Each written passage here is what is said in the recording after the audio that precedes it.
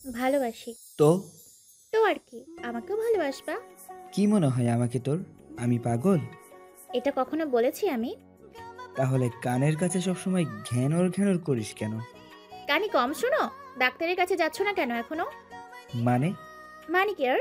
আমি তোমাকে ভালোবাসার কথা বলি। আর তুমি বলছো আমি ঘ্যান ঘ্যান করছি?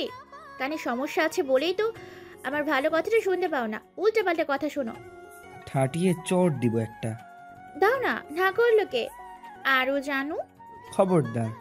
আমার নাম আরিয়ান, আরিয়ান চৌধুরী। কতদিন বলেছি এসব উল্টাপাল্টা নামে আমাকে ডাকবি না। আমি ৩ হাত লম্বা নামে তোমাকে ডাকতে পারবো না। ভালোবেসে ছোট্ট করে আরোই ডাকবো। পারলে ঠেকিও। তুই কি দিয়ে তৈরি রে? তোমার পাঁজরের হাড় দিয়ে। খবরদার! আজে বাজে কথা বলবি না বলে দিলাম। আমি কি কখনো তোকে বলেছি আমি তোকে ভালোবাসি? তাহলে আমাকে এত জ্বালাতন করিস কেন? আমার জন্ম হয়েছে তোমাকে জ্বালানোর জন্য। আর তোমার জন্ম হয়েছে আমার জ্বালাতন সহ্য করার জন্য। আরও শোনা? দেখ তুই আমার কাজিন, কাজিনের মতোই থাকবি। ডিঙ্গাবার চেষ্টা করবি না। আমি তোর সিনিয়র, কথাটা মনে রাখবি। সিনিয়র বলেই তো ভালোবাসি। জুনিয়র হলে তো স্নেহ করতাম। কথাটা বলেই হাসিতে মেতে উঠল দিশা।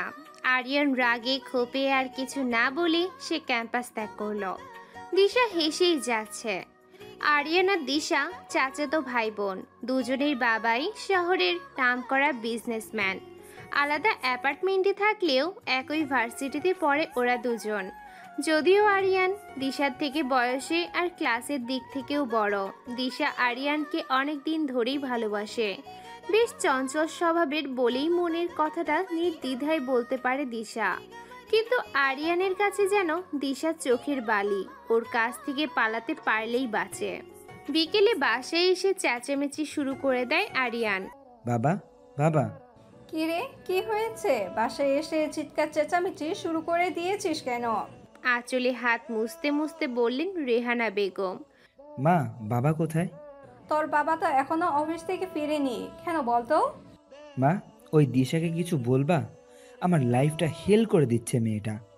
ওই মেয়ের জন্য আমি ক্যাম্পাসে গিয়ে শান্তি পাই না। এই বাদর, মেয়ে মেয়ে করছিস কেন? ও না তোর কাজিন? হ্যাঁ, কাজিনকে জাস্ট কাজিনের মতোই থাকতে বলবা। ফোন করে বলে দিও ও যেন ওর লিমিট ক্রস না করে। বলেই হনহন করে নিজের রুমে চলে গেল আরিয়ান। পিছন থেকে রেহানা বেগম বলতে লাগলেন। যাক বাবা, এ আবার কি হলো? আর দিশাই বা কি করলো? রেহানা বেগম দিশার মায়ের নাম্বারে কল দিলেন। হ্যালো, কে আপা? হ্যাঁ, কেমন আছিস আসমা? ভালোই আছি আপা। আপনার কি অবস্থা? ভাইজানের শরীরটা ভালো আছে? হ্যাঁ রে, ভালোই আছে। দিশা কোথায়? রুমেই আছে। ডাকবো? ডাক দে তো দেখি। দিশার মা দিশাকে ডেকে ফোনটা হাতে দিয়েই চলে গেল। হ্যাঁ বড় মা বলো। এই পাঁচি মেয়ে, আরিয়ানের সাথে কি করেছিস তুই? আরিয়ান যেন কে বড় মা? মায়ের খাবি বলে দিলাম। কি করেছিস কি, হ্যাঁ? বড় মা, তুমি কি আরুর কথা বলছো? না, আমার বাপের মাথার কথা বলছি। রাখছি। তোর সাথে কথা বলে পাগল হতে চাই না। হ্যাঁ, তাই করো। আমাদের স্বামী স্ত্রীর কথার মাঝে এসো না। কারা স্বামী স্ত্রী? আমি আর আমার হাজবেন্ড। হায় হায়, এ অলুক্ষণে কথা! তুই আবার কবে বিয়ে করলি? করিনি, করব। কাকে? আমার আরুকে, বুঝলা? রাখি, বাই বাই, টাটা। ফোনটা কেটে দিল দিশা। আরিয়ানের মা ফোনের দিকে তাকিয়ে আছে আর হাসছে। পরের দিন ক্যাম্পাসে কয়েকজন বান্ধবী নিয়ে বসে আছে দিশা। এমন সময় আরিয়ান ঢুকলো ভার্সিটির প্রাঙ্গণে। দিশা অথৈকে দেখিয়ে বলল। এই দেখ, তোর দুলাভাই চলে এসেছে। কে আমার দুলাভাই? ওই আরু। শোন, ও কিন্তু তোকে পছন্দ করে না। তাহলে তুই কেন বেহায়ার মতো ওর পেছনে পড়ে আছিস? আমার কাছে কিন্তু তোর সবকিছুই বাড়াবাড়ি লাগছে। আরে থাম তো, বকবক করিস না, দেখতে দে। দেখ ওকে কি গর্জিয়াস আর হ্যান্ডসাম লাগছে। বেশ খুশি মনে বলল দিশা। সত্যি রে, আজ আরিয়ান ভাইয়াকে সত্যি অনেক হ্যান্ডসাম লাগছে। ওই তোমার বাচ্চা, তুই আমাকে ভাবি বলি কেন? যাক বাবা, আমি আবার তোকে কখন ভাবি বললাম? কানে কালা নাকি? বাজে বকবি না, আমাকে ভাবি কেন ডাকলি সেটা বল। এই নেশাপানি করছিস? ভাবি ডাকলাম কখন? আজই। কি রে দিশা, সবসময় এমন পাগলামি কেন করিস? তোকে তো তমা কিছু বলেইনি। তাহলে তুই বলছিস ভাবি ডেকেছে তোকে? হ্যাঁ, ডেকেছেই তো। আমি তো নিজের কানে শুনলাম। ও আমার আরুকে ভাইয়া ডেকেছে। তাতে কি হয়েছে? আরে বুঝছিস না কেন? আরুকে ভাইয়া ডাকা মানেই তো আমাকে ইনডিরেক্টলি ভাবি ডাকা। দুলাভাই কেন ডাকলো না? ন্যাকা ন্যাকা কান্না করে বলতে লাগলো কথাগুলো। তমা আর অথই দুজনেই বোকা বনে গেল। ওরা ভাবতে পারছে না দিশা এই রকম আজগুবি কথা পায় কোথা থেকে। আরিয়ান বন্ধুদের সাথে ভার্সিটির বড় বটগাছটার নিচে বসে আড্ডা দিচ্ছিল। তখনই দিশা দৌড়ে সেখানে চলে আসলো। আরু আরু জানো, ওই কুটনি তমা আজ আমাকে ভাবি ডেকেছে। কেন? তোমাকে দুলাভাই ডাকলে ওর কি রাগ করতে? আমি তো জানি তুমি রাগ করতেই পারো না, বরং খুশি হতে। ঠিক বলছি না? এই মেয়ে, সমস্যা কি তোর? হবু বউকে কেউ মেয়ে বলে বোকা? কে আমার হবু বউ? আমি? এবার কিন্তু বেশি হয়ে যাচ্ছে। আমি কিন্তু চাচাকে বলে দিব। ভালোই হবে। আমাদের বিয়ের ডেটটা তাহলে তাড়াতাড়ি ফিক্সড করে নিব। তার আমরা তাড়াতাড়ি একে অপরের কাছাকাছি আসতে পারবো। যাই হোক, কবে বলবো বাবাকে? এই কে রে ভাই? বলি এক আর বুঝে আরেক।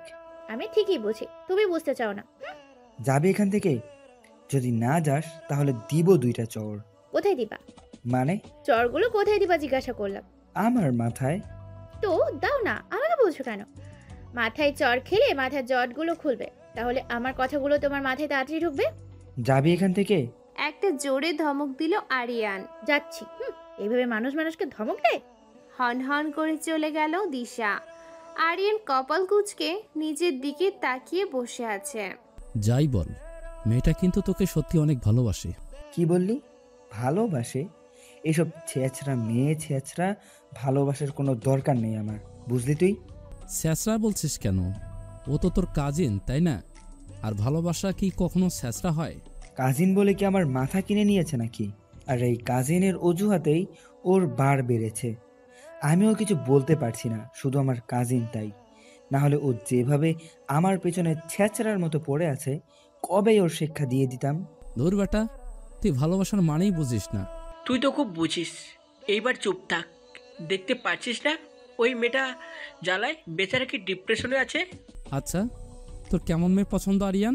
জানি না দোস্ত, কিন্তু এই ছেঁচড়া মার্কা মেয়ে যে আমার পছন্দ না সেটা জেনে রাখ। বুঝলাম না, দিশাকেও তোর ভালো লাগে না, আবার কেমন মেয়ে পছন্দ সেটা জানিস না, তাহলে কি জানিস তুই? বাদ দে না ভাই, কেমন মেয়ে আমার পছন্দ সেটা সময়ই বলে দিবে। ওকে, তাহলে চল উঠি এইবার। হুম। রাতে বাসে ডাইনিং এ খেতে বসলো আরিয়ান, সাথে মা আর বাবা। আরিয়ান খাচ্ছে এমন সময় কাঁদতে শুরু করলো আরিয়ান। মা, পানি দাও তাড়াতাড়ি। এই নাও।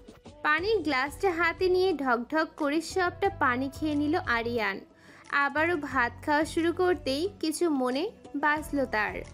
মাকে বলল, মা, তুমি তো আমাকে পানি দাওনি, আর শিউলিও ছুটিতে গ্রামে গিয়েছে, তাহলে আমাকে পানি দিল কে?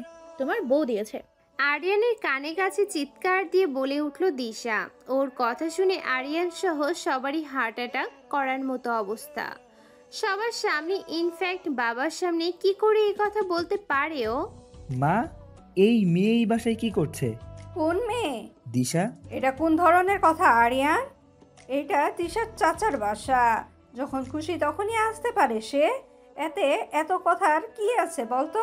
ঠিক আছে মা, কিন্তু তখন বাবার সামনে ও এইসব বাজে কথা কেন বলল? কোন বাজে কথা? বলল যে আমার বউ। ও, এই কথা? তা ওর কথাকে এত সিরিয়াসলি নিস কেন তুই? জানিস না মেয়েটা অনেক দুষ্টুমি করে এসব বলে। ছোট্ট একটা মেয়ে তো। ও অতটাও ছোট না মা, ভার্সিটিতে পড়ে। আর ওর এইসব দুষ্টুমি ওর কাছেই রাখতে বলবা, আমার কাছে যেন না আসে। রাগে হনহন করতে করতে ছাদে গিয়ে বসলো আরিয়ান। রাগে ফুঁসছে সে, যাকে সে সহ্যই করতে পারে না, আর সে কি না ওর জীবনটা হেল করে দিচ্ছে। একটা সিগারেট ধরালো আরিয়ান, চোখ বন্ধ করে সিগারেট টানছে আর রাতের অপরূপ দৃশ্য অবলোকন করছে সে। হঠাৎ করেই হাত থেকে সিগারেটটা উধাও হয়ে গেল। কেউ যেন সিগারেটটা টেনে নিয়ে গেছে। চোখ খুলে দেখলো সামনে দিশা দাঁড়ানো, আর ওর হাতে আরিয়ানের সিগারেটটা। রাগে দিশার মাথা ফাটিয়ে দিতে ইচ্ছে করছে আরিয়ানের, তবু নিজের রাগটাকে কিছুটা কন্ট্রোল করে বলল, তুই এখানে কেন? এমনি। তুমি এখানে কি করছো? আর ভন্ড ছেলেদের মতো সিগারেট খাচ্ছ কেন? এটা আমার বাসা, আমি যখন খুশি এখানে আসব। তাতে তোর কোনো প্রবলেম? আর সিগারেট খাবো নাকি ইয়াবা খাবো এটা একান্তই আমার পার্সোনাল ম্যাটার। আর আমার পার্সোনাল কাজে নাক গলাতে আসবি না, ফল অনেক খারাপ হবে। বেশ কড়া কণ্ঠে কথাগুলো বলল আরিয়ান। সে যাই হোক, তুমি আজ থেকে আর সিগারেট খাবে না। কেন? ব্রুকুচকে জিজ্ঞেস করলো আরিয়ান। কেন আবার? সিগারেট খেলে তোমার ওই সুন্দর ঠোঁটগুলো কালো হয়ে যাবে, তখন কিন্তু আমি তোমাকে কিস করতে দিব না। What the hell are you? Nonsense! কি মনে করিস তুই নিজেকে?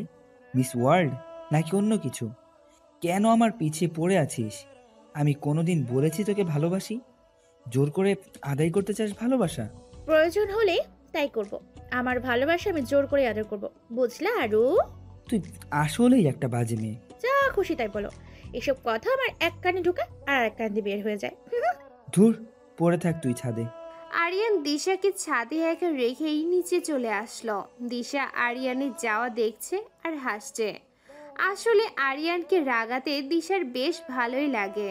পরের দিন সকালে ব্রেকফাস্ট সেরে আরিয়ান নিজের বাইক নিয়ে ভার্সিটির উদ্দেশ্যে রওনা হলো। দিশাও দৌড়ে গিয়ে বাইকের পিছনে গিয়ে বসলো। এই তুই এখানে বসলি কেন? নাম নাম বলছি। কেন নামবো?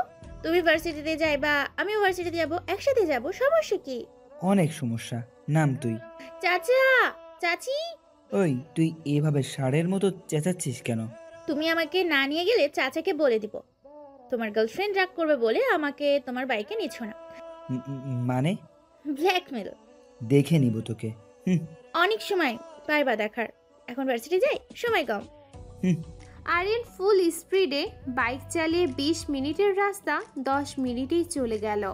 ভার্সিটির ভিতরে কোনো মতে ঢুকেই বাইকটা থামিয়ে দিল সে। নাম এখন। ওকে আরু সোনা, বাজে কথা রাখ, যা এখান থেকে। যাচ্ছি, কিন্তু আমি চলে যাবার পর যেন কোনো মেয়ের সাথে তোমাকে না দেখি, ঘাড় মটকে দিব একদম। দিশা চলে গেল নিজের ক্লাসরুমে।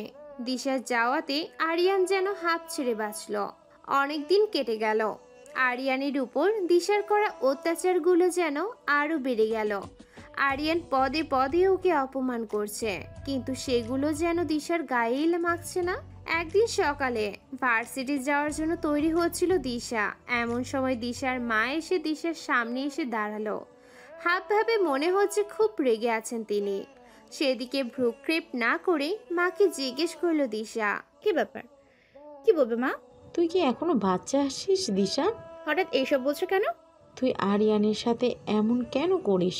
তুই এখন বড় হয়েছিস, সেটা তোর বোঝা দরকার। কি করি আমি আরুর সাথে? খবরদার, একদম আজে বাজে কথা বলবি না।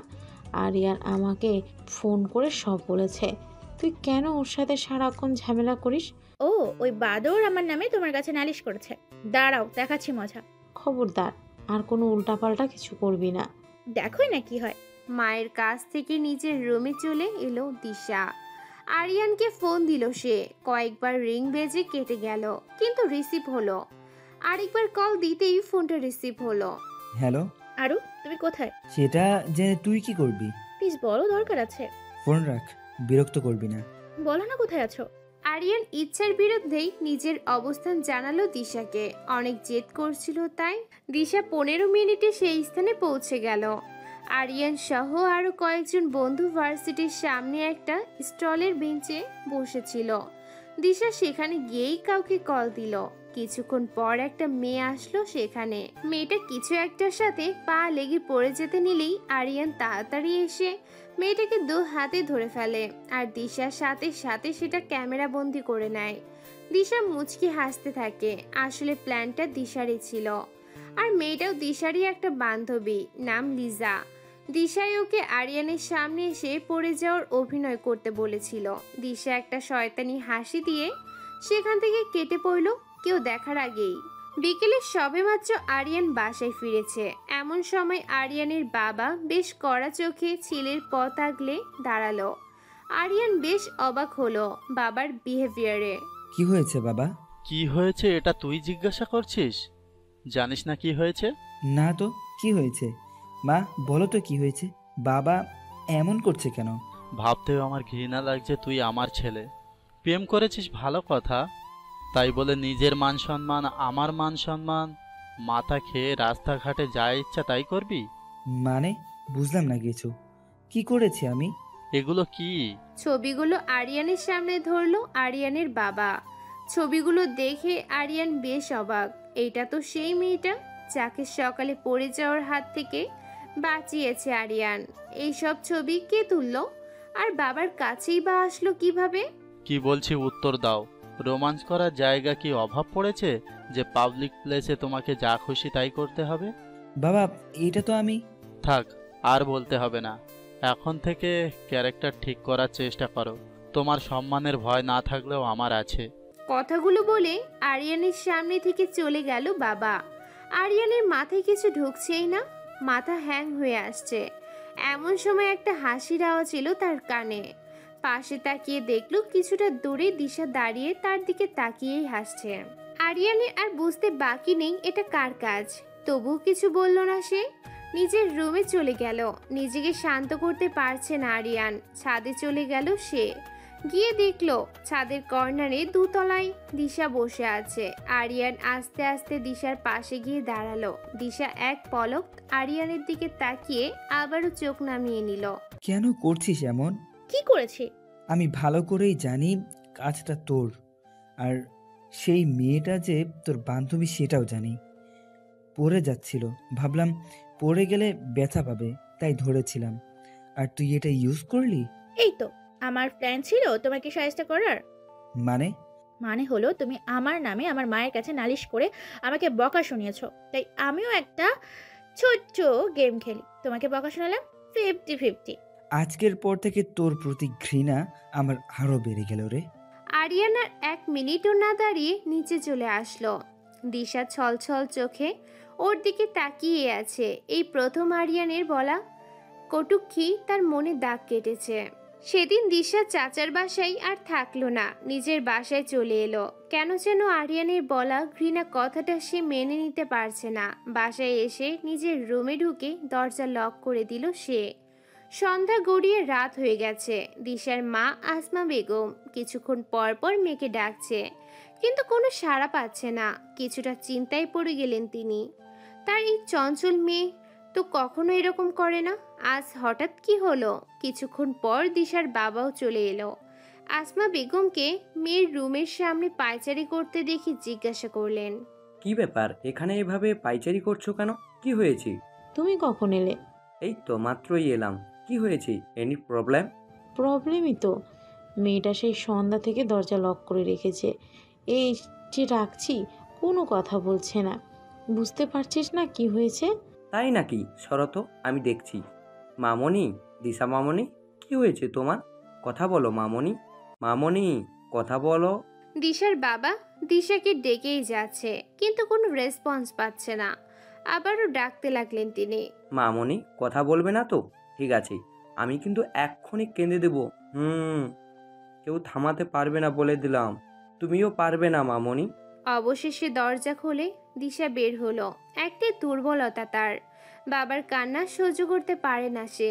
মামনি, কি হয়েছে তোমার? কেউ কিছু বলেছে তোমাকে? কেউ কিচ্ছু বলেনি আব্বু। তাহলে মন খারাপ করে আছো কেন? এই এমনি মাথা ব্যথা করছিল তাই। মাথা ব্যথা? আমাকে ফোন করে বলোনি কেন? তোমার মাকে বলতে পারতে। চলো। কোথায় যাবো আব্বু? আমার মামনি মাথা ব্যথায় কষ্ট পাচ্ছে, আর আমি এখনো বাসায় বসে থাকবো? চলো, তোমাকে নিয়ে ডক্টরের কাছে যাব। আব্বু সামান্য ব্যথা, এখনই ঠিক হয়ে যাবে। ঠিক তো? হুম। ঠিক আছে, ফ্রেশ হয়ে এসো, একসাথে বসে ডিনার করব। ওকে আব্বু। বাবার জন্য কত দরদ, কান্নার কথা বলতেই বেরিয়ে সব আবদার পূরণ করে হচ্ছে। আমি যে এতক্ষণ চেঁচিয়ে গলা ফাটালাম, সেটাই কোনো ভ্যালুই নেই দেখছি। অভিমানের সুরে কথাগুলো বলল আসমা বেগম। মায়ের কথায় দিশা আর দিশার বাবা দুজনেই হেসে দিল। দিন যেতে লাগলো। দিশা এখনো আগের মতোই চঞ্চল রয়ে গেছে। যদিও সেদিন রাতে মন খারাপ করেছিল, কিন্তু পরের দিন সকাল থেকেই সব কিছু মাথার মেমোরি থেকে ডিলিট করে দিয়েছে সে। এইটাই তার স্বভাব, কারোর দেয়া কষ্ট মনে গেঁথে রাখতে পারে না সে, সব ভুলে যায়। দিশার এক্সাম শুরু হয়ে গেল। এক্সামের কারণে দিন রাত বেশ পড়তে হচ্ছে তাকে, যার জন্য আরিয়ানের সাথে আগের মতো দেখা হচ্ছে না তার। আরিয়ান বেশ খুশি এতে, মনে মনে দোয়া করে যেন সারা বছরই দিশার এক্সাম লেগে থাকে। শেষ এক্সামের আগের দিন রাতে দিশা টেবিলে বসে পড়ছিল। হঠাৎ আরিয়ানের চিন্তা মাথায় ঢুকলো তার। সঙ্গে সঙ্গে কল দিল তাকে। প্রথমবার রিং হতেই রিসিভ হয়ে গেল। বেশ অবাক হয়ে দিশা বলল, কি ব্যাপার আরু? আমার ফোনেরই অপেক্ষায় ছিলে মনে হচ্ছে। আমার তো খেয়ে দিয়ে কোনো কাজ নেই যে তোর মতো একটা পেতনির ফোনের অপেক্ষায় থাকবো। ফোনে গেম খেলছিলাম, তাই কল আসতেই রিসিভ হয়ে গেছে। সে যাই হোক, কি করছো এখন? আজাইরা সময় নষ্ট করছি আর কি। মানে? মানে তোর মতো একটা পেতনির সাথে ফোনে কথা বলছি। এইটা তো কোনো কাজ না, তাই না? আর কাজ না করে সময় লস মানে আজাইরা সময় নষ্ট করা। দেখো আরু বাবু, পিটনি বলো আর যাই বলো, সবটা কিন্তু তোমারই। সো তোমার নিজের জিনিসকে সম্মান দিতে শেখো। Just shut up. কতবার বলেছি আমাকে এসব বাজে নামে ডাকবি না। আর তুই আমার হবি কোন দুঃখে রে? কোন দুঃখে আমি তোমার হব না? তোমাকে ভালোবাসি তো, তাই সুখেই আমি তোমার হব। বাজে কথা রাখ। এত রাতে কেন ফোন দিয়েছিস সেটা বল। ভালোবাসি কথাটা বলতে। বলা হয়েছে? না, হয়নি। আবার কি? তুমিও বলো। কি বলবো আমি? ব্রুকুচকে জিজ্ঞাসা করলো আরিয়ান। ভালোবাসি কথাটা বলো। মাথায় গন্ডগোল হয়েছে তোর? বাসায় জানে? প্লিজ বলো না আরো। ফোন রাখ। একবার বলো প্লিজ। এবার কিন্তু বেশি হয়ে যাচ্ছে। তোকে কিন্তু এবার আমি সত্যি সত্যি ব্ল্যাক লিস্টে রেখে দিব। আচ্ছা, বেশি বলতে হবে না, শুধু একবার বলো প্লিজ আরো। ধুর। ফোনটা কেটে দিল আরিয়ান। দিশা ছলছল চোখে ফোনের স্ক্রিনের দিকে তাকিয়ে আছে। ইদানিং আরিয়ান তাকে অনেক বেশি অ্যাভয়েড করছে, যেটা মানতে পারছে না দিশা। তাও আরিয়ানের পিছনে আঠার মতো লেগে আছে। পরের দিন এক্সাম শেষে ভার্সিটির গেট দিয়ে বের হতে যাবে, এমন সময় দেখলো আরিয়ান বাইক থেকে নামছে। হয়তো মাত্রই এসেছে। দিশা দৌড়ে আরিয়ানের সামনে হাসি মাখা মুখ নিয়ে দাঁড়ালো। আরো, কখন এলে? আমাকে দেখতে এসেছো বুঝি?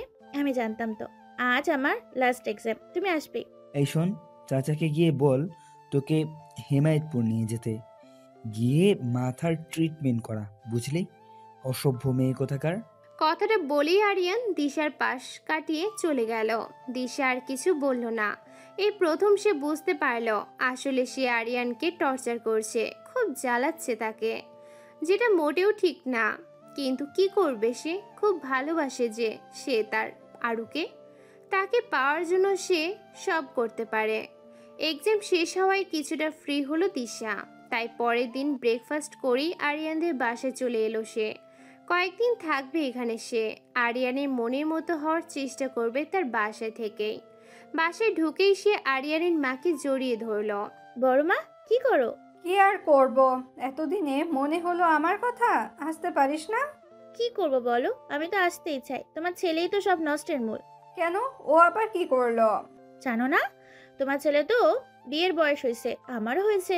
আমাকে বিয়ে করে নিয়ে এলেই তো পারো, একেবারে চলে আসতাম। ভাজি মেয়ে, ওসব কথা কেউ বলে? আর আরিয়ান বিয়ে করে তোকে খাওয়াবি কি? ও তো কোনো কিছুই করে না। কেন, আমি কি সর্বস্তরের খাদক নাকি? তোমরা এতগুলা মানুষ খেতে পারো, আমার বেলায় খাওয়াতে পারবে না? খুব পেকে গেছিস তাই না? সে জন্মের পর থেকে। যাই হোক, শ্বশুর আব্বু কই? কে শ্বশুর আব্বু? কে আবার? তোমার স্বামী, আমার আরুর বাবা, আর আমার বড় চাচা। বলো কোথায়? কি পাজি মেরে বাবা! যা ফ্রেশ হয়ে আয়, আর একটা উল্টা পাল্টা কথা বলবি তো মায়ের খাবি। যা এখন থেকে। যাচ্ছি। সৎ শাশুড়ির মতো ব্যবহার শুরু করে দিচ্ছ এক্ষুনি। দিশা চলে গেল ওয়াশরুমে ফ্রেশ হতে। আরিয়ানের মা দিশার এইসব কথা শুনে একা একাই হাসছে। মেয়েটার বয়স হলেও বুদ্ধি বাড়েনি, সেটা তিনি বেশ বুঝতে পেরেছেন। দিশা ফ্রেশ হয়ে এসে বড়মার কাছে বসলো। বড় মা, আরু কোথায়? তোর বকা শুনতে খুব ভালো লাগে তাই না? বোকা, কথা বলো না কেন? বকা শুনতে কারো ভালো লাগে নাকি? তাহলে অপছন্দ করে জেনেও এই নামে কেন ওকে ডাকিস বারবার? ভালোবেসে ডাকি তো, তাই ভালো লাগে না। ভালোবাসা না থাকলেই বুঝতাম এটার মাঝে যে কি মধু আছে। থাক, তোর মধুর আর দরকার নেই। দুটোতে সব সময় সাপ নেউলের লেগেই থাকে, আসছে ভালোবাসা দেখাতে। তোমার হিংসা হয়? কি? বুঝো না, বাদ দাও। কিচেনে চলো। কেন? কিচেনে মানুষ কেন চায়? কেন যায় সেটা তো বুঝলাম, কিন্তু এই সময় কিচেনে গিয়ে তুই কি করবি? আর ওর প্রিয় খাবার রান্না করতে শিখাবে আমাকে। ওকে তো ইমপ্রেস করতে হবে, তাই না? এমনিতেই আমাকে পছন্দ করে না, তার উপর ওর পছন্দের খাবার যদি রান্না করতে না পারি, তাহলে তো আমাকে ওর বিয়ের আগেই ডিভোর্স দিয়ে দিবে। আর বেচারি, তুমিও আর কোনোদিন দাদু ডাক শুনতে পারবা না। তোমার কষ্টের কথা ভেবেই আমি এসব শিখতে এসেছি, বুঝলা বড় মা? দিশার কথা শুনে উনি হাসবেন না কাঁদবেন বুঝতে পারছেন না। কি দরদি মেরে বাবা। চলো না বড় মা, কি এত ভাবছো? সেদিন দুপুর 1টা নাগাদ নিজেও কিচেন থেকে বের হয়নি, আর আরিয়ানের মাকেও বের হতে দেয়নি। সারা দুপুর রান্না করে নিজেই টেবিল সাজিয়েছে দিশা। আজ নিজের হাতে রান্না করা খাবার নিজেই পরিবেশন করাবে আরিয়ানকে। ভাবতেই অনেক খুশি লাগছে তার। 1:30-এ আরিয়ান বাসায় ফিরল। বাসায় এসে কারো কোনো সারা শব্দ পেল না সে। রুমে ঢুকে টাওয়াল আর ট্রাউজার নিয়ে ওয়াশরুমে ঢুকে গেল আরিয়ান। ফ্রেশ হয়ে 10 মিনিট পর ওয়াশরুম থেকে বেরিয়ে এলো সে। তখনও চারিদিকে নিস্তব্ধতা। নীরবতা ভেঙে সেই বলে উঠল, মা, খিদে পেয়েছে, খাবার দাও। খাবার টেবিলে রাখা আছে, দেখ। পাশের রুম থেকে মা বলে উঠল। আরিয়ান আপন মনে টেবিলে গিয়ে বসলো। টেবিলে অনেকগুলি বাটি ঢাকনা দিয়ে ঢাকা আছে। আরিয়ান একটা প্লেটে ভাত নিল।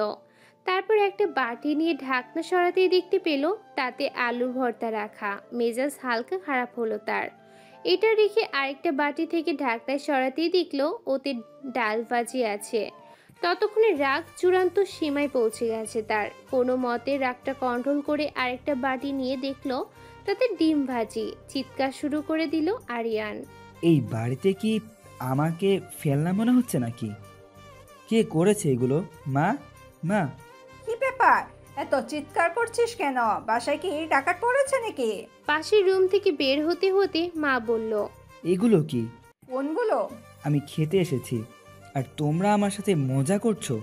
টেবিলে আলু ভর্তা, ডাল, ডিম সাজানো। আমি এগুলো ডিসলাইক করি। জানি তো। জেনেও এগুলো কেন করছো? আমি এখন কি দিয়ে খাবো? এগুলো আমি করিনি, দিশা করেছে। দিশা? হ্যাঁ, আমি করেছি। কেন, তোমার পছন্দ হয়নি? মায়ের রুম থেকে দিশা বেরিয়ে কথাগুলো বলল। এতক্ষণে আরিয়ানের সামনে এসে দাঁড়ালো সে। অপছন্দের জিনিস আমার সামনে দিয়ে বলছিস পছন্দ হয়েছে কিনা? আর তোকে এসব কে করতে বলেছে? কেউ বলেনি। তোমার প্রিয় খাবার রান্না করা শিখেছে। এগুলো আমার প্রিয় খাবার? এইগুলো প্রিয় না হলেও প্রিয় করে নাও। এর চেয়ে ভালো রেসিপি আমি তৈরি করতে পারবো না। খুব ঝামেলা সেগুলো তৈরি করা। সারাদিন না খেয়ে থাকলেও আমি পারবো না সেগুলো বানাতে। গাছে কাঁঠাল, গোফে তেল। আমার জন্য তোর এত চিন্তা করতে হবে না, যা এখান থেকে। আরিয়ানের কথাই দিশা বেসুরে গলায় একটা গান ধরলো। কোনো একদিন আমায় তুমি খুঁজবে, সেদিন ওগো প্রিয় আমার ভালোবাসা বুঝবে। বুঝলা আরো শোনা? যাবে এখান থেকে। প্রচন্ড জোরে হুঙ্কার করে উঠল আরিয়ান। দিশা মুখ ভেঙচি কেটে সেখান থেকে কেটে পড়ল। দিশা যেতেই আরিয়ান মাকে বলতে লাগলো, ও তো একটা পাগল, তাই এমন করছে। তুমিও কি পাগল মা? তুমি তো জানো আমি এগুলো খাই না, তাও ওর সাথে মিলে এমন করলে। এখন যে আমার খিদে পেয়েছে, খাবো কি আমি? চেঁচামেচি করবি না, তুই বস, আমি খাবার আনছি। আজ 2 দিন হলো দিশা আরিয়ানদের বাসায় এসেছে। এই 2 দিনে দিশা নানানভাবে আরিয়ানকে ইমপ্রেস করার চেষ্টা করছে, কিন্তু সবগুলোই উল্টাই নেগেটিভ হচ্ছে। বিকেলে বেলকনিতে বসে আরিয়ান গিটার বাজাচ্ছিল। দিশার রুমে বসে কফি খাচ্ছিল। গিটারের সুর শুনে আরিয়ানের পাশে এসে দাঁড়ায় দিশা। দিশা আরিয়ানের গিটারের সুর উপভোগ করছে, যেন সুরটা তার হৃদয় ছুঁয়ে গেছে। চোখ বন্ধ করে দিশা সুর উপভোগ করাই ব্যস্ত ছিল। এমন সময় তার হাতের কফি আরিয়ানের গায়ে পড়ে যায়। ধরফরিয়ে উঠে আরিয়ান। দিশা তখনও চোখ বুজে আছে। আরিয়ান চিৎকার দিয়ে ওঠে। এই মেয়ে, তোর সমস্যা কি? আরিয়ানের আকস্মিক চিৎকারে আটকে উঠল দিশা। বলতে লাগলো, মানে কি হয়েছে? বুঝিস না? চোখে দেখিস না কি হয়েছে? আর কত জ্বালাবি আমাকে? আমাকে ভালোবাসিস? এই তোর ভালোবাসা? ভালোবাসার নামে আমাকে মানসিকভাবে টর্চার করছিস কেবল। কি ক্ষতি করেছি আমি তোর? কেন করছিস আমার সাথে এমন? আমি তোর কোন জন্মের শত্রু যে এই জন্মে তার প্রতিশোধ নিচ্ছিস? কেন এখানে পড়ে আছিস আমার রাতের ঘুম হারাম করতে? তুই আসার পর থেকে ঠিকমতো খেতেও পারছি না। এখন কি শান্তিতে একটু গিটারও বাজাতে দিবি না? বেহায়া মেয়ে কোথাকার। প্রচন্ড ঘৃণা নিয়ে কথাগুলো বলল আরিয়ান। দিশা হতভম্ব হয়ে আরিয়ানের কথাগুলো শুনছে। চোখে তার নোনা জলের ধারা বয়ে যাচ্ছে। নেকা কান্না একদম কাঁদবি না বলে দিলাম। আমার লাইফটা হেল করে কেঁদে সাধু সাজা হচ্ছে। ঘৃণা করি তোর মতো মেয়েকে। আরিয়ান রাগে গজগজ করতে করতে বাসা থেকে বেরিয়ে গেল। দিশা সেখানেই ঠায় দাঁড়িয়ে আছে। আজই চলে যাবে? আর কিছুদিন থেকে গেলে পারতি মা। একদিন আসবো বড়মা, আব্বুর জন্য মনটা বড্ড টানছে, তুমি যেও একদিন। সময় পেলে নিশ্চয়ই যাব। তুই আসিস কিন্তু। আচ্ছা এখন আসি তাহলে। সাবধানে যাস। দিশা চলে এলো নিচের বাসায়। আসলে আরিয়ানের বলা কথাগুলো দিশার মনকে শান্তি দিচ্ছিল না। বারবারই মনে হচ্ছিল সে অন্যায় করছে, থাকলে হয়তো অন্যায়ের বোঝা বাড়তেই থাকতো। তাই তখনই ব্যাগ প্যাক গুছিয়ে নিজের বাসায় চলে আসলো দিশা। সন্ধ্যার পর বাসায় ফিরে সোজা নিজের রুমে গেল আরিয়ান। খাটের মাথার সাথে হেলান দিয়ে বসে আছে সে। মাথায় চিন্তা ঘুরপাক খাচ্ছে তার। আসলে তখন দিশার সাথে এতটা বাজে বিহেভ না করলেও হতো, শুধু শুধু এতগুলো কথা শোনালো তাকে। আচমকা কেন যেন এতটা রাগ উঠে গিয়েছিল বুঝতে পারছে না সে। মেয়েটা তো তখন ইচ্ছে করে এমন করেনি, মনের ভুলে একটু কফি না হয় তার গায়ের উপর পড়েই গেছিল, তাই বলে এতটা কটু কথা বলা উচিত হয়নি তার। সরি বলা উচিত। এইসব কথা ভাবতে ভাবতেই মায়ের রুমে গেল আরিয়ান। চারপাশে চোখ বুলিয়ে দেখলো মা একাই বেডে শুয়ে আছে, দিশা নেই। কিন্তু এই সময় দিশার তো এখানেই থাকার কথা। বাবা বাসায় আসার আগ পর্যন্ত দিশা মায়ের সাথেই থাকে, এইসব ভাবছিল আরিয়ান। তখনই মা বলল, কিছু বলবি আরিয়ান? হ্যাঁ, না মানে? কি মানে করছিস? বলে ফেল, কি হয়েছে? মা, দিশা কোথায়? ও তো বাসা চলে গেছে। মনের মধ্যে ধুক করে উঠল আরিয়ানের। কখন গেল মা? বিকালে তো দেখে গেলাম বাসায় আছে। বিকেলে গেছে, দেখলাম মেয়েটা কান্না করছে। জিজ্ঞাসা করতেই পড়লো ওর বাবার জন্য নাকি মনটা টানছে, তাই চলে গেল। কিন্তু ওর তো কয়েকদিন থাকার কথা ছিল মা। হ্যাঁ, কিন্তু হঠাৎ যে কি হলো। আচ্ছা বাদ দে। কখন এলি তুই? এই তো এখনই। ও আচ্ছা। আরিয়ান নিজের রুমে চলে এলো। আজ প্রথম দিশার জন্য মন খারাপ হচ্ছে তার। এতটা খারাপ ভাবে না বললেও পারতো সে। আচ্ছা অথই বলতো, ভালোবাসা মানে কি শুধুই কষ্ট? কেন, কি হয়েছে রে দিশা? কিছু হয়নি, বল না। জানি না তো, আমি তো কখনো কাউকে ভালোবাসিনি, তাই এর মানেও বলতে পারি না। তুই তো আমাকে জিজ্ঞাসা কর। এই হারামি, তুই জানিস না? তাহলে আমি জানবো কিভাবে? আমিও তো কখনো ভালোবাসিনি কাউকে। পাশ থেকে তমা বলে উঠল, থাক, তোদের কাউকে কিছু বলতে হবে না। খামোখা টেনশন করে মাথা খারাপ করতে পারবো না। ফুচকা খাবো, চল। তাই চল। তিন বান্ধবী মিলে ক্যাম্পাস গিয়ে ফুচকা কিনে খেলো। মনের মধ্যে অনেক কষ্ট থাকলেও সবার সামনে স্বাভাবিক থাকার আপ্রাণ চেষ্টা করে চলেছে দিশা।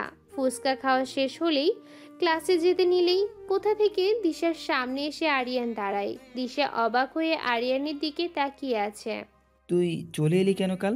আব্বুর কথা মনে পড়ছিল তাই। আমার কথায় কষ্ট পেয়েছিস তুই? নিজের খেয়ে নিজের পড়ে শুধু শুধু অন্যের কথায় কষ্ট পেতে যাব কেন? সরি। কেন? এমনি। ও আচ্ছা, আমার ক্লাসে দেরি হয়ে যাচ্ছে, পরে কথা হবে। দিশা চলে গেল ক্লাসে। আরিয়ানও নিজের গন্তব্যে স্থলে গেল। সরি বলাটা যেন তার কর্তব্য ছিল, সেটা বলতে পেরেই তার শান্তি। দিন যেতে লাগলো। দিশা এখনো আগের মতোই চঞ্চল আছে, যদিও সেদিন অনেক অভিমান ছিল আরিয়ানের উপর।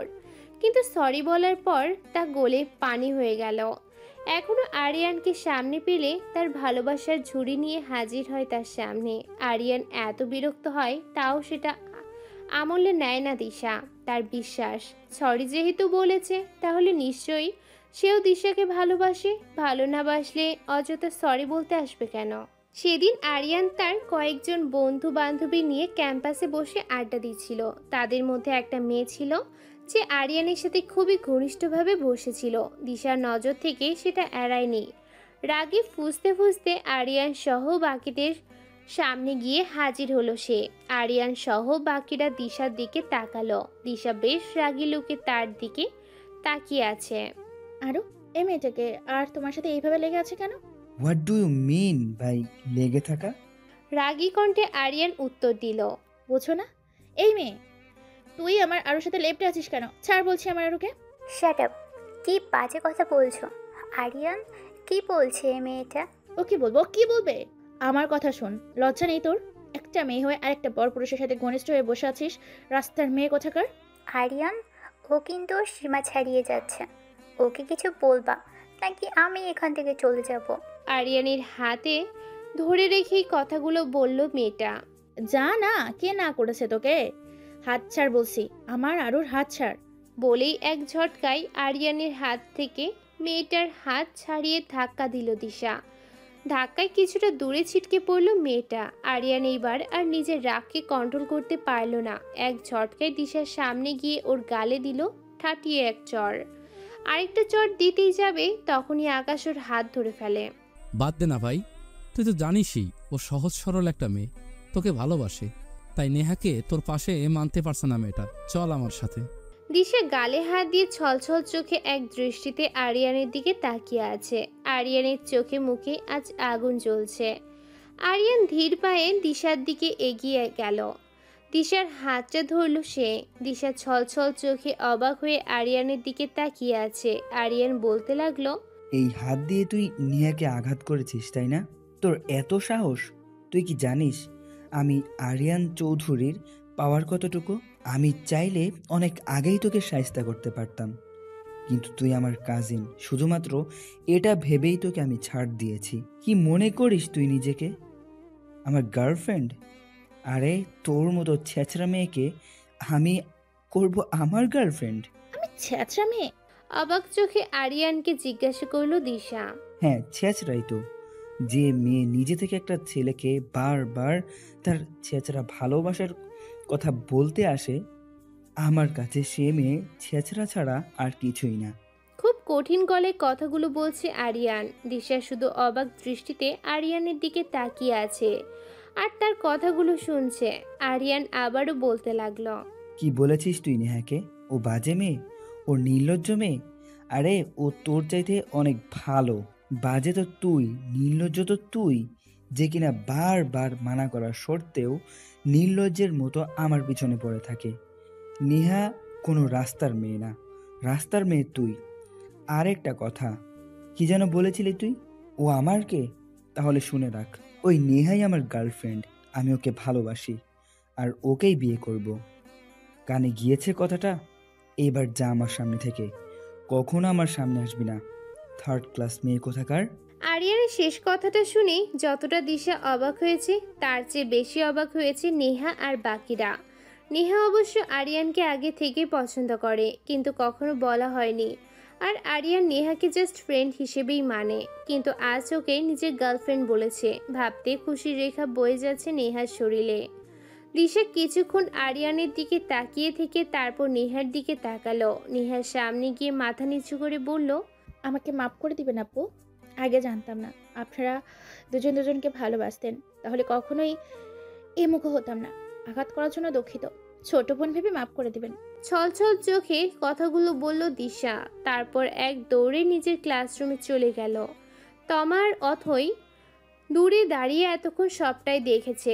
দিশার পিছনে তারাও ক্লাসে গেল চলতি। আরিয়ান, তুমি আমাকে ভালোবাসো, কখনো তো বলোনি। জানো, আজ আমি অনেক খুশি। I am so happy. Aryan. Aryan কিছু বলছে না, এখন রাগে তার শরীর কাঁপছে। আকাশ বলল, মিথ্যে কেন বললি আরিয়ান?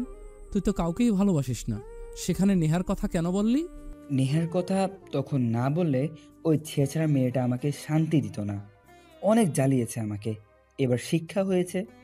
আশা করি আর কোনোদিন ভালোবাসার দাবি নিয়ে আরিয়ান চৌধুরীর সামনে ভুলেও আসবে না। এইটা কিন্তু তোর বাড়াবাড়ি। জানি মেয়েটা তোকে একটু বেশিই জ্বালায়, কিন্তু এটা পেতেও ভাগ্য লাগে। কয়জনের কপালে জোটে এরকম ভালোবাসা? মেয়েটা তোকে সত্যি ভালোবাসে রে। তোর নীতিবাক্য তোর পকেটে ভরে রাখ। নেহার দিকে তাকিয়ে আরিয়ান বলল, নেহা, আমাকে ভালোবাসতে তোমার কোনো আপত্তি আছে? কি বলছো তুমি আরিয়ান? আপত্তি থাকবে কেন? তুমি আমার বাবা মায়ের একমাত্র ছেলে। শহরে অনেক বড় বিজনেস আছে তোমাদের, টাকা পয়সা বাড়ি গাড়ির কোনো অভাব নেই। এইরকম ছেলের সাথে প্রেম করতে কোনো মেয়েরই আপত্তি থাকার কথা না। ওকে ডান, আজ থেকে তুমি আমার গার্লফ্রেন্ড। কথাটা বলেই ভার্সিটি থেকে বেরিয়ে গেল আরিয়ান। নেহা যেন এখন চাঁদ হাতে পেল।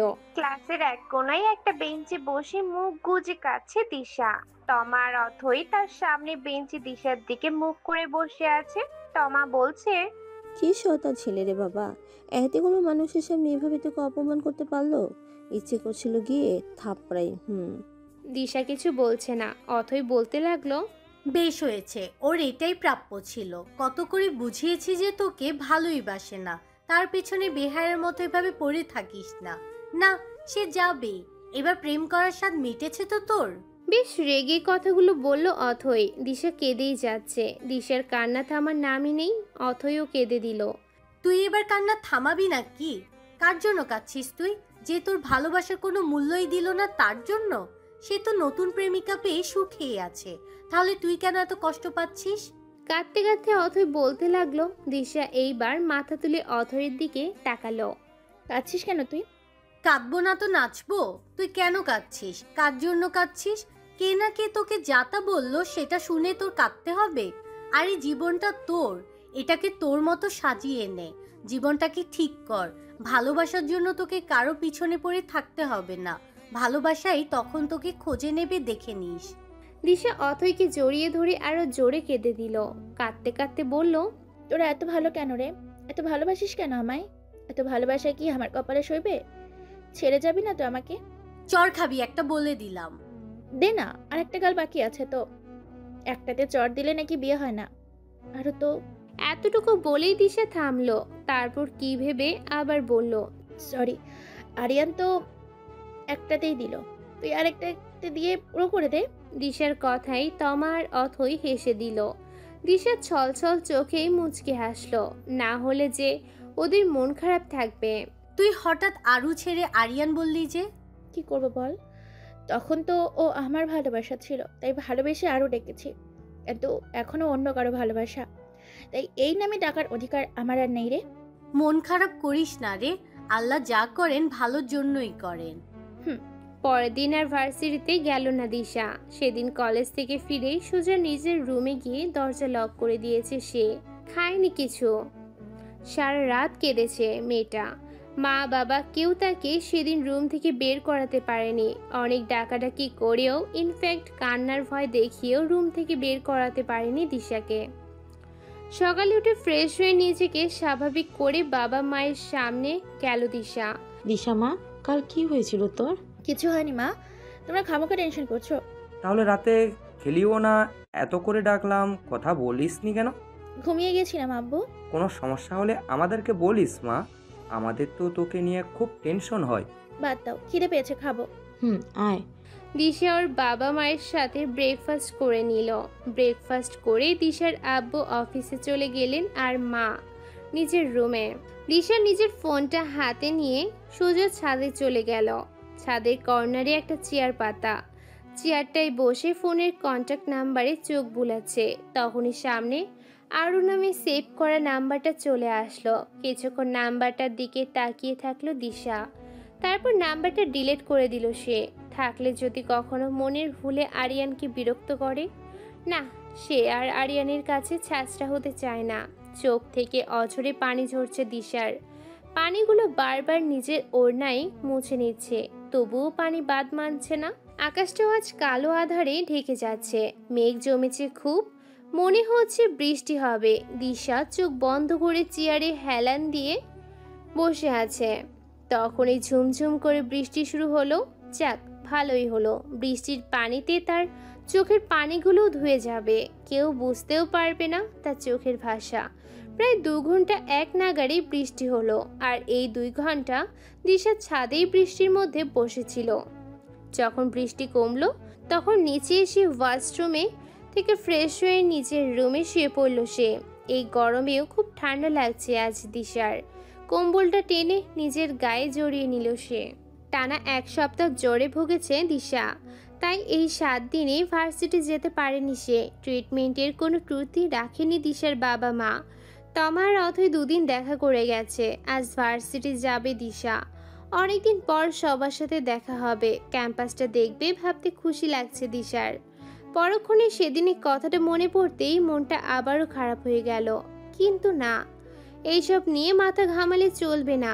অথই তো তাকে বলেছে নিজের লাইফটা নিজের মতো করে সাজাতে, তাই করবে দিশা। পেছনের সবকিছু ভুলে গিয়ে আজ থেকে তার জীবনে নতুন অধ্যায় শুরু করবে সে।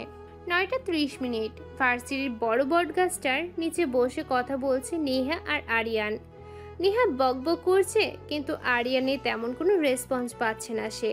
তখনই আকাশ আর পলাশ এসে উপস্থিত হলো সেখানে। পলাশ বলল, হ্যালো গাইস, কি খবর? ভালো, তোর খবর কি? আমি সবসময় ফিট।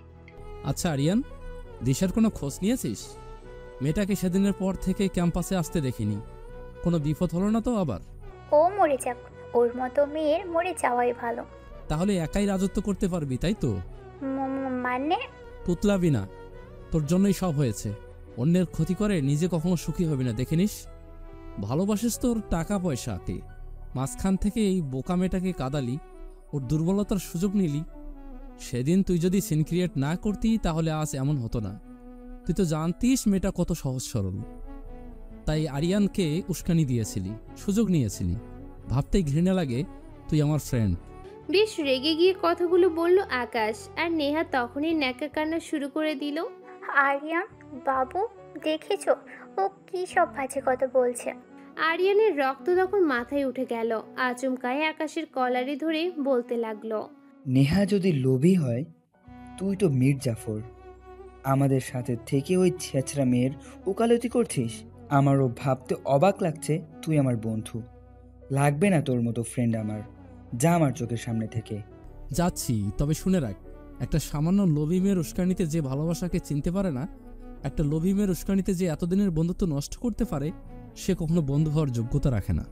আমি চলে যাচ্ছি, ভালো থাকিস বলবো না, কারণ তুই কখনো ভালো থাকতে পারবি না। পস্তাতে হবে তোকে, খুব পস্তাতে হবে। আকাশ ওদের কাছ থেকে চলে গেল। নেহা বেশ খুশি, কারণ একমাত্র আকাশই ছিল তার বিরোধী। এখন সেও চলে গেছে, এখন পথ ক্লিয়ার। একটা শয়তানি হাসি দিল সে। আরিয়ান নিচের দিকে মুখ করে বসে আছে। এমন সময় পাশে একটা হাসির আওয়াজ আসলো তার কানে। তাকিয়ে দেখলো তমা, অথই আর দিশা। সাথে সাথে চোখ নামিয়ে নিল সে। বেশ বিরক্ত হয়ে একা একাই বলতে লাগলো, এই চলে এসেছে, এইবার আবারও আমার হাড় মাংস জ্বালিয়ে ছাড়বে। আরিয়ান মুচকি এসে আবারও দিশার দিকে তাকালো। দিশা নিশ্চয়ই আরিয়ানের কাছে আসবে, যে পাজি মেয়ে, আসবেই না কেন? কিন্তু না, আরিয়ানকে পাশ কাটিয়ে দিশা চলে গেল নিজের ডিপার্টমেন্টের সামনে। বেশ অবাক চোখে দিশার দিকে তাকিয়ে আছে আরিয়ান। যে মেয়েটা আরিয়ানের একটা নিঃশ্বাসের শব্দ পেলেও তার কাছে ছুটে আসতো, সে কিনা আজ এতদিন পর এসেও একটাবার তার দিকে তাকানোর প্রয়োজনও মনে করলো না। বিষয়টা খুব হার্ট করলো আরিয়ানকে। তারপর নিজেই নিজেকে সান্ত্বনা করে বলতে লাগলো, ধুর, কি ভাবছি আমি? ওকে তো আমি ঘৃণা করি, প্রচণ্ড ঘৃণা করি। Just I hate here.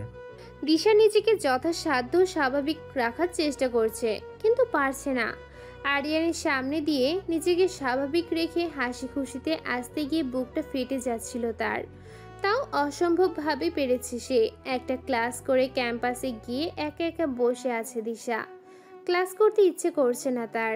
আশেপাশে অনেকেই আছে তার, সবাই যে যার মতো আড্ডা দিতে ব্যস্ত। এই এত এত ব্যস্ততার মাঝে দিশা একা ভাবনার জগতে আছে। দিশা এদিক সেদিক তাকালো। কিছুটা দূরে আরিয়ান বসে আছে নেহার সাথে। চোখ ফিরিয়ে নিল সে। আবারও চোখ দুটো ছলছল করছে তার। চোখগুলোকে যথাসম্ভব কন্ট্রোলে রাখার চেষ্টা করছে, কিন্তু না চাইতেও চোখগুলো বারবার আরিয়ানের দিকে তাকাচ্ছে। আরিয়ান বেশ হাসি খুশি আছে নেহাকে নিয়ে। হেসে হেসে কথা বলছে নেহার সাথে। হয়তো নেহাকে নিয়ে খুব সুখী আছে। বুকটা ফেটেই যাচ্ছে তার। না, এখানে আর থাকতে পারবে না সে।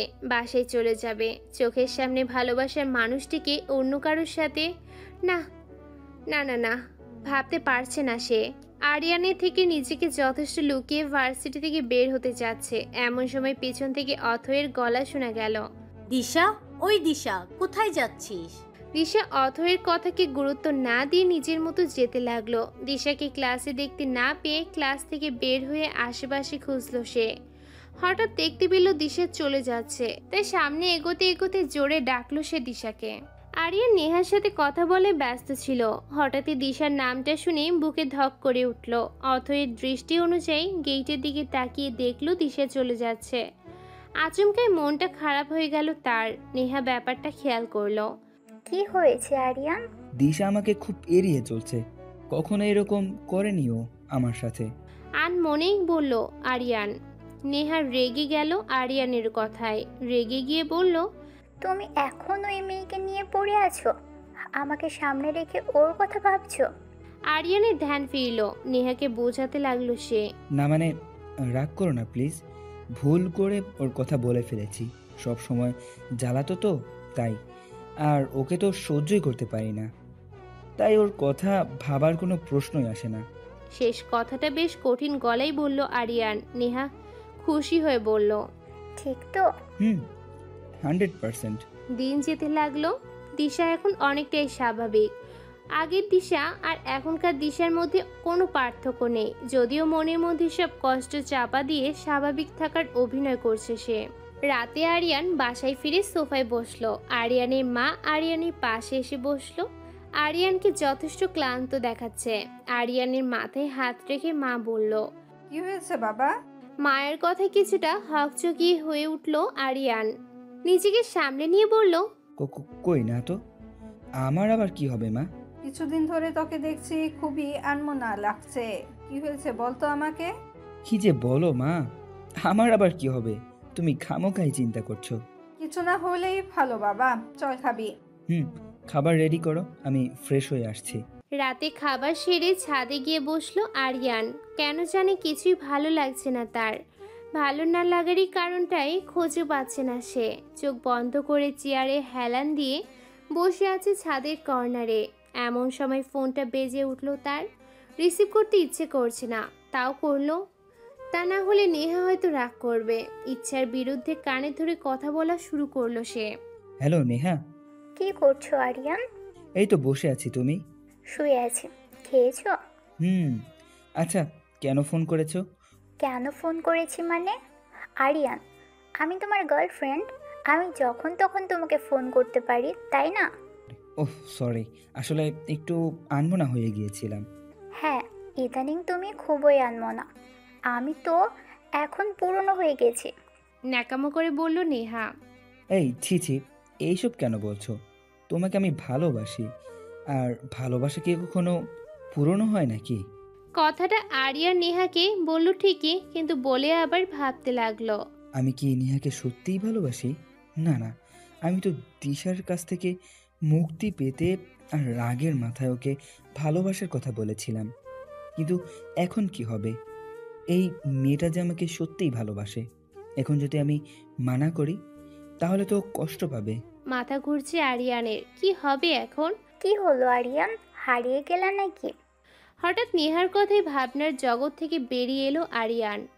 না বলো। বলছিলাম কি, কিছুদিন পর আমার বার্থডে। তাই? কই বলোনি তো। এই তো বললাম। তোমার বার্থডে কবে? এই তো সামনে শুক্রবার। এখন বলো, বার্থডেতে আমাকে কি গিফট দিবে? হেই বোকা, গিফট কি কেউ চেয়ে নেয়? আর কি দিব সেটা এখনো ডিসাইড করিনি, মাত্রই তো খবর পেলাম। সময় হোক, গিফট পেয়ে যাবা। গিফটটা কিন্তু খুব দামি দিতে হবে, না হলে আমার ফ্যামিলির সামনে আর ফ্রেন্ড সার্কেলের সামনে আমার মাথায় কাটা যাবে, বলে দিলাম। এখন রাখি, বাই। নেহা ফোনটা রেখে দিল। আরিয়ান ফোনের দিকে তাকিয়ে আছে, ভাবছে গিফট তো গিফটই, সেটা দামি হোক আর কম দামি হোক, তাই বলে সে এভাবে বলবে?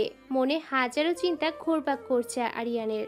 আর একদিন পর নেহার বার্থডে, তাই 2 দিন ধরে নেহা ভার্সিটিতে যাচ্ছে না। আর আরিয়ানকেও যেতে দিচ্ছে না। শুধু আরিয়ানকে নিয়ে ডিসকাস করে কিভাবে পার্টি অ্যারেঞ্জ করবে, কিভাবে বার্থডে স্পেস সাজাবে, কাকে ইনভাইট করবে।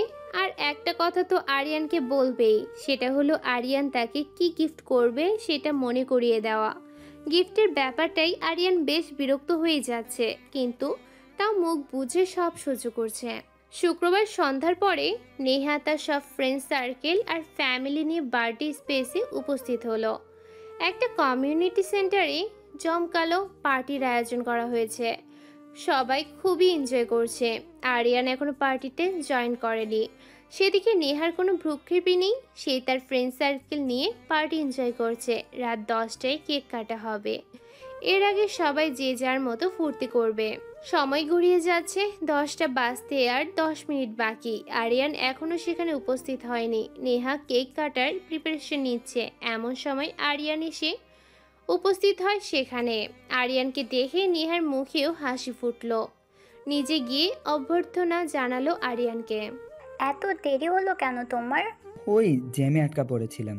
ওহ, আমার গিফট কোথায়? তোমার হাত তো দেখছি খালি। আমার বন্ধু বান্ধব, রিলেটিভ সবাই আমাকে কত দামি দামি গিফট করলো, আর তুমি খালি হাতে এসেছো। উল্টো দিকে ঘুরে বেশ রাগী গলায় কথাটা বলল নেহা। আরিয়ান কিছুটা অবাক হলো নেহার কথায়। তারপর পকেট থেকে একটা ছোট্ট বক্স বের করলো সে। নেহাকে অবাক করে দিয়ে নেহার অনামিকা আঙ্গুলের রিংটা পরিয়ে দিল সে। নেহা আচমকায় খুশিতে আত্মহারা হয়ে গেল। সকলের সামনে আরিয়ানকে জড়িয়ে ধরে বলতে লাগলো, তুমি আমার জন্য ডায়মন্ড রিং আনলে? আমি তো ভাবতেই পারছি না কেউ আমাকে এত দামি একটা ডায়মন্ড রিং গিফট করলো। I am so happy. I love you baby. I am proud of you. ছাড়ো নেহা, এখানে অনেকেই আছে, আর তোমার কেক কাটার সময় হয়ে গিয়েছে। চলো। নেহার এক পাশে আরিয়ান দাঁড়ালো, আর আরিয়ানের পাশে নেহার একটা ছেলে ফ্রেন্ড দাঁড়ানো। আরিয়ান তাকে চেনে না। অন্য পাশে বাকিরা দাঁড়িয়ে আছে। সবাই নেহাকে ঘিরে দাঁড়ালো। নেহা কেক কাটলো। কেক কাটতেই সবাই নেহাকে উইশ করতে লাগলো। আরিয়ান একটা কেকের টুকরো হাতে নিয়ে নেহার মুখে পুরে দিয়ে বলল, many many happy returns of the day dear. Thank you so much. Neha একটা কেকের টুকরো হাতে নিয়ে আরিয়ানের দিকে এগোতে লাগলো। আরিয়ান হাঁ করতেই পাশে দাঁড়ানো ছেলেটার মুখে কেকটা পুরে দিল নেহা। আরিয়ান হতবাক হয়ে তাকিয়ে রইল তার দিকে। ব্যাপারটা তার জন্য মারাত্মক অপমানজনক। সেদিকে নেহার ভ্রুক্ষেপই নেই। সে সবার সাথে ফুর্তি করছে। সে রাতে নেহা অনেক ড্রিঙ্কসও করেছে। আরিয়ানকেও করতে অনুরোধ করেছে সে, কিন্তু আরিয়ান তখনই চলে আসলো নিজের বাসায়। এইসব ড্রামা তার ভালো লাগছে না। নিজেকে আজ যথেষ্ট ছোট মনে হচ্ছে তার। আরও 2 দিন পর নেহা ভার্সিটিতে এলো। এই 2 দিন আরিয়ান না নেহার সাথে যোগাযোগ করেছে, আর না যোগাযোগ করার চেষ্টা করেছে। অবশ্য নেহা কয়েকবার আরিয়ানকে ফোনে ট্রাই করেছে, কিন্তু পায়নি। আরিয়ান মন খারাপ করে ভার্সিটির বড় গাছটার নিচে বসে আছে। এমন সময় পলাশ এসে তার পাশে বসলো। হাই দোস্ত, কি খবর? এই তো ভালো। তোর কি খবর? আজকাল তো দেখাই যায় না। ভার্সিটিতে আসিস না কেন? আর দোস্ত বলিস না, একটা ব্যবসা দিচ্ছি, সেটা নিয়ে একটু বিজি আছি। লেখাপড়া ছেড়ে ব্যবসা নিয়ে পড়েছিস কেন? এত লেখাপড়া দিয়ে কি হবে? জীবনে কয়জন লেখাপড়া করে বড় হয়েছে? আর যাদের দেখবি অনেক অনেক বিত্তবান আর অমর হয়ে আছে, তাদের বেশিরভাগই কিন্তু অশিক্ষিত। তা জানি, যাই হোক, ভালোই আছিস তাহলে। কিন্তু তুই ভালো নেই কি করে বুঝলি? ছোট থেকে একসাথে বড় হয়েছি দোস্ত, তোর মুখ দেখতেই বুঝতে পারি সব। কি হয়েছে বল, দেখি কিছু করতে পারি কিনা তোর জন্য। আরে কি যে বলিস, কিছুই হয়নি। বলবি না তো? আচ্ছা, চাপ দিব না, চল ক্লাসে যাই। না রে, ক্লাস করার মুড নেই, তুই যা। ওকে। পলাশ চলে গেল। আরিয়ান নিচের দিকে তাকিয়ে বসে আছে। এমন সময় নেহা এসে ওর পাশে বসেই হাত জড়িয়ে ধরলো। কি হয়েছে আরিয়ান? একটা ফোন দিচ্ছ না, আমার ফোন রিসিভও করছো না। Anything wrong? এখানে কেন এসেছো? তোমার ওই বন্ধু কোথায়? কোন বন্ধু? ওই যে পার্টিতে যাকে পেয়ে আমাকে ভুলেই গিয়েছিলা। ও, সাগরের কথা বলছো? সাগর নাকি অন্য কেউ, সেটা জানার প্রয়োজন আমার নেই। ওলে বাবালে, আমার আরিয়ান বাবু দেখছি রাগ করেছ। সরি, আসলে ওই দিন সবাই উপস্থিত ছিল। সেখানে তোমাকে নিয়ে এত মাতামাতি করলে সবাই কি ভাবতো বলো? তাই ওই ছেলের সাথে মাতামাতি করেছো? মানে? কিছু না, বাদ দাও। নেহা সেখানে বসেছিল। আরিয়ান কোথায় যেন গিয়েছে নেহাকে 5 মিনিটের কথা বলে। প্রায় 10 মিনিট হয়ে গেল, এখনো আসতেছে না। নেহা উঠে দাঁড়িয়ে হাঁটাহাঁটি করতে লাগলো। দিশা সবেমাত্র কলেজে ঢুকেছে। আজ খুব লেট হয়ে গেছে বেচারির। তারা হুড়ো করে আসতে গিয়ে আচমকায় নেহার সাথে ধাক্কা খেল সে। দিশা মাথা উঁচু করে সরি বলতে যাবি, তখনই দেখলো নেহাকে। কিছুক্ষণ তাকিয়ে থেকে তারপর বলল, সরি, আমি দেখতে পাইনি। দেখতে পাওনি? নাকি দেখেও না দেখার ভান করেছো? মানে বললাম তো, আমি দেখতে পাইনি, আমি দুঃখিত। কিরকম বেহায়া মেয়ে বাবা। কেমন বাবা মা জানি জন্ম দিয়েছে। পরের ভালোবাসা কেড়ে নেওয়ার জন্য আর কত নাটক না জানি করবে। খুব অপমানজনকভাবে কথাগুলো দিশাকে বলল নেহা। বাবা মাকে নিয়ে কথা বলায় প্রচণ্ডভাবে রেগে গেল দিশা। শরীরের সমস্ত শক্তি দিয়ে নেহার গালে দিল ঠাটিয়ে চড়। ছিটকে দূরে গিয়ে পড়ল নেহা। আরিয়ান ফিরছিল নেহার কাছে, তখনই দেখতে পেল দিশা নেহাকে চড় মেরেছে। মাথার রক্ত গরম হয়ে গেল তার। দৌড়ে নেহার পাশে এসে দাঁড়ালো। কি হয়েছে নেহা? আরিয়ানকে দেখে ন্যাকা কান্না শুরু করে দিল নেহা। কাঁদতে কাঁদতে বলতে লাগলো, আরিয়ান, তুমি চলে যেতেই ওই মেয়ে আমার কাছে এসে আমাকে শাসাতে লাগলো। আমি নাকি ওর ভালোবাসা তোমাকে ওর কাছ থেকে কেড়ে নিয়েছি। আমি কত করে বললাম আমরা দুইজন দুইজনকে ভালোবাসি, কিন্তু ও বারবারই আমাকে শাসাতে লাগলো, গালি দিতে লাগলো। আমি যখন বললাম আমাদের ভালোবাসা কেউ আলাদা করতে পারবে না, তখন সে আমার গালে থাপ্পড় দিল। কথাটা বলে নেহা আবারও হাওমাও করে কাঁদতে লাগলো। দিশা এক দৃষ্টিতে ওর দিকে তাকিয়ে আছে। কিভাবে পারে একটা মেয়ে আরেকটা মেয়ের নামে এত বড় মিথ্যা অপবাদ দিতে? আরিয়ান বেশ রাগি চোখ করে দিশার দিকে এগোতে লাগলো। দিশা খুব ভয় পেয়ে ঢোক গিলেছে বারবার। আচমকে দিশার দুই গালে ঠাস ঠাস করে দুইটা থাপ্পড় দিল আরিয়ান। দিশা আবারও ছলছল চোখে তাকিয়ে থাকলো আরিয়ানের দিকে। আরিয়ান বলতে লাগলো, কখনোই আমাকে একটু শান্তিতে থাকতে দিসনি। এখন কেউ আমাকে ভালোবাসে সেটাও চাস না তুই? তুই কেমন মেয়ে রে? কারো ভালো থাকাটা কেন তোর ভালো লাগে না রে? ঘৃণা লাগে তোকে দেখলে, ছি। দিশা আরিয়ানের কথায় কোনো প্রতিবাদ করলো না। কাঁদতে কাঁদতে চলে গেল সেখান থেকে। নেহা একটা শয়তানি হাসি দিল। আরিয়ান নেহার দিকে ঘুরে তাকে সামলাতে লাগলো। নেহা আবারও ন্যাকা কান্না শুরু করে বলতে লাগলো, আমাকে তুমি ভুলে যাও আরিয়ান, তা না হলে ওই মেয়ে তোমাকে আর আমাকে দুইজনকে মেরে ফেলবে। তোর হাত ভেঙে দিব আমি যদি আর কখনো ওকে আমাদের আশেপাশে দেখি। আমাকে চিনে না ও। এই আরিয়ান চৌধুরীকে এখনো চিনতে পারেনি ওই মেয়ে। কঠিন গলায় বলল আরিয়ান। এমন সময় আরিয়ানকে কেউ আচমকা নিজের দিকে ঘুরিয়ে ঠাস ঠাস করে দুই গালে 4টা চড় দিল। তারপর নিজের গালেও নিজেই 2টা চড় দিল অথয়। ঘটনার আকস্মিকতায় হতবাক হয়ে অথয়ের দিকে তাকিয়ে আছে নেহা আর আরিয়ান। অথয়ের চোখ দিয়ে যেন রাগে রক্ত ঝরছে। নেহা বলে উঠল, তোর কত বড় সাহস, জুনিয়র হয়ে সিনিয়রের গালে হাত তুললি? আরিয়ান নির্বাক হয়ে তাকিয়ে আছে। যার গায়ে আজ পর্যন্ত কেউ হাত তুলেনি, আজ তার জুনিয়র একটা মেয়ে তাকে থাপ্পড় দিল। প্রথমেই মাফ চাচ্ছি আরিয়ান ভাই, নিজের গালে থাপ্পড় দিয়েছি সিনিয়র ভাইয়ের গায়ে হাত উঠানোর জন্য, আর সিনিয়র ভাইয়ের গায়ে হাত তুলেছি বাধ্য হয়ে। মানে কি বলতে চাইছো তুমি? তোমার সাহস হলো কিভাবে আমার গালে, এই আরিয়ান চৌধুরীর গালে থাপ্পড় দেওয়ার? প্রথম কারণ হলো আপনি বিনা কারণে একটা মেয়েকে কষ্ট দিয়েছেন, বারবার দিয়েই যাচ্ছেন। আর দ্বিতীয় কারণ, আপনি কোনো যাচাই না করেই সত্যটা না জেনেই নিরপরাধকে শাস্তি দিয়ে যাচ্ছেন। খুব তো বড়াই করেন আপনি নাকি আরিয়ান চৌধুরী, আপনাকে নাকি বশ করা এত সহজ না। তো আজ আপনি এতটাই বশীভূত হয়ে গেছেন, ন্যায় অন্যায় আপনার চোখে পড়ছে না, জাস্ট নিজের রাগটা ওই দিশার উপর ঝাড়ছেন। কি করেছে কি মেয়েটা? আপনার কি কোনো ক্ষতি করেছে সে?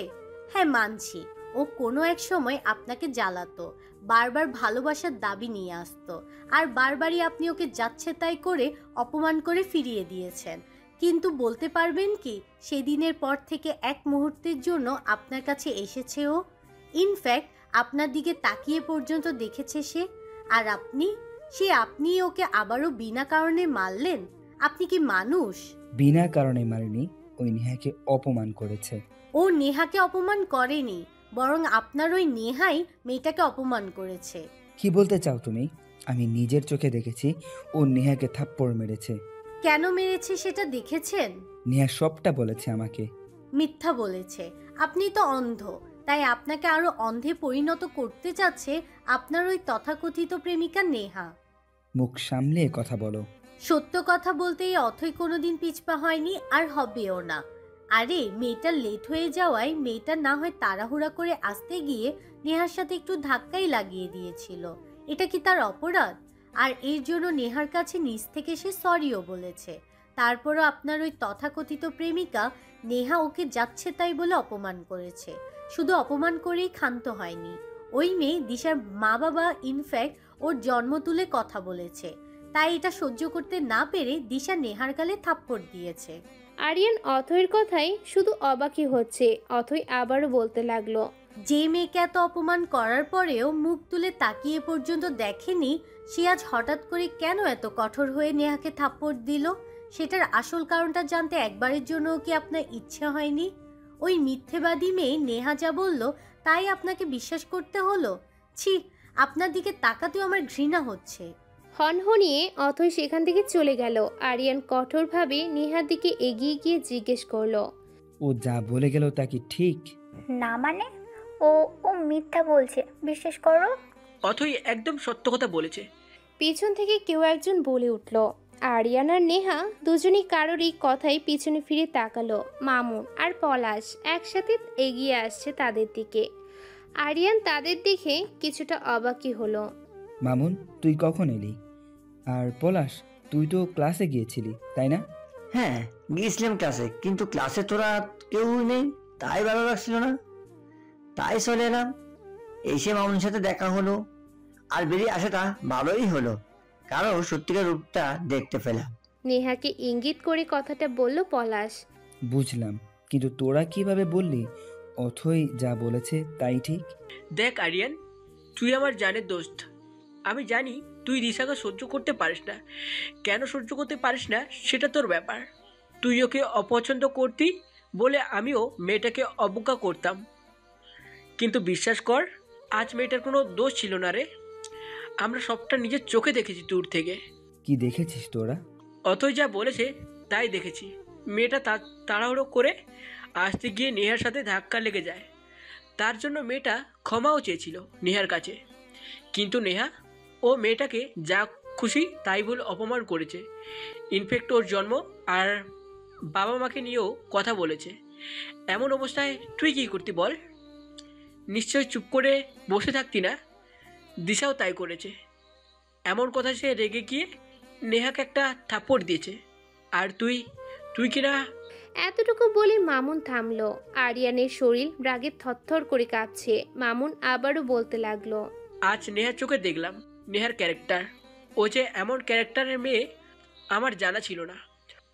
ও একটা বিশ্রী মন মানসিকতার মেয়ে। আর যে এইরকম একটা বিশ্রী মেয়ের কথায় ওঠা বসা করে, তার কথায় সত্যতা যাচাই না করেই অন্যের উপর জুলুম করে, তার মন মানসিকতা আরও বেশি বিশ্রী। বেশ রেগে কথাগুলো বলল মামুন। পলাশ বলল, দেখ আরিয়ান, জীবনটা একান্তই তোর জীবনটা তুই কিভাবে সাজাবি, কার সাথে শেয়ারিং কেয়ারিং করবি, সেটা একান্তই তোর ব্যাপার। কিন্তু বন্ধু হিসেবে তোকে কিছু উপদেশ দিতে পারি আমরা, সেটা মানা না মানা তোর ব্যাপার। আরিয়ান আর চোখে পলাশের দিকে তাকালো, কিছু বলল না। পলাশ আবারও বলতে লাগলো, কারোর সাথে জীবনে কাটাবার স্বপ্ন তুই দেখতেই পারিস, কিন্তু তার ব্যাকগ্রাউন্ড তোর অবশ্যই জানা দরকার। নেয়া সম্পর্কে তুই কতটুকু জানিস তা আমি জানি না, তবে কারোর উপর রাগ দেখি এক মুহূর্তে নিজের জীবনটা অন্ধকারে ফেলে দিস না, এটা তোর কাছে আমার অনুরোধ রইল। আরিয়ান এখনো চুপ করেই আছে। আমরা এখন যাই রে, বেবি দেখিস আমার কথাটা একবার। মামুন আর পলাশ চলে গেল।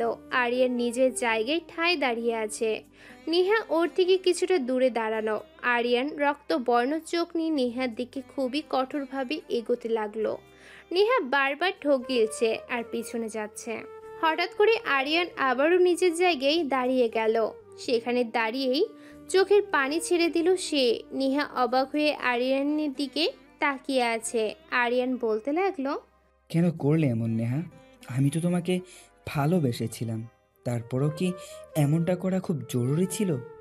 এমনিতেই ওর প্রতি অনেক অন্যায় করেছে আমি, তার উপর আজ আমাকে ওর কাছে আরও বড় অপরাধী করে দিলে। এমনটা না করলেও পারতে নেহা। ছল ছল চোখে কথাগুলো বলে আরিয়ান সেখান থেকে চলে গেল। নেহা অবাক দৃষ্টিতে আরিয়ানের চলে যাওয়া দেখছে। বেশ অবাক হচ্ছে সে নেহাকে কিছু না বলায়। তারপর নেহা একা একা আপন মনেই বলতে লাগলো, আরিয়ান বাবু, আমি এমন কেন করলাম সেটা তুমি বুঝবে না। আমি স্পষ্ট তোমার চোখে দিশার প্রতি দুর্বলতা দেখতে পাই, আর দিশাও তোমাকে অনেক আগে থেকেই ভালোবাসে। এমন অবস্থায় তোমাদের এক হয়ে যাওয়া কোনো ব্যাপার না, কিন্তু আমি নেহা তো তা হতে দিতে পারি না। এই নেহাকে বাদ দিয়ে ওই দিশা তোমার অঢেল টাকা পয়সা সম্পত্তির রাজত্ব একাই করবে, সেটা আমি হতে দিব না। আমি চাই দিশা তোমার থেকে অনেক অনেক দূরে চলে যাক, তোমাকে ঘৃণা করুক, যাতে কখনো সে তোমার কাছে ফিরতে না আসে। তাই তো এমন করলাম আরিয়ান সোনা। কথাগুলো মনে মনে বলেই একটা শয়তানি হাসি দিল নেহা। তারপর সেও চলে গেল। দিশা ক্লাসের বারান্দায় দাঁড়িয়ে আকাশের দিকেই তাকিয়ে আছে। চোখগুলো পানিতে টলমল করছে তার। তমা আর অথই এসে দাঁড়ালো দিশার পাশে। সেদিকে দিশার কোনো খেয়ালই নেই। সে এক মনেই আকাশের দিকে তাকিয়ে আছে। অথই দিশার পিঠে হাত রাখলো। দিশার ধ্যান ভাঙলো। তাড়াতাড়ি চোখের পানি মুছে ওদের দিকে তাকালো।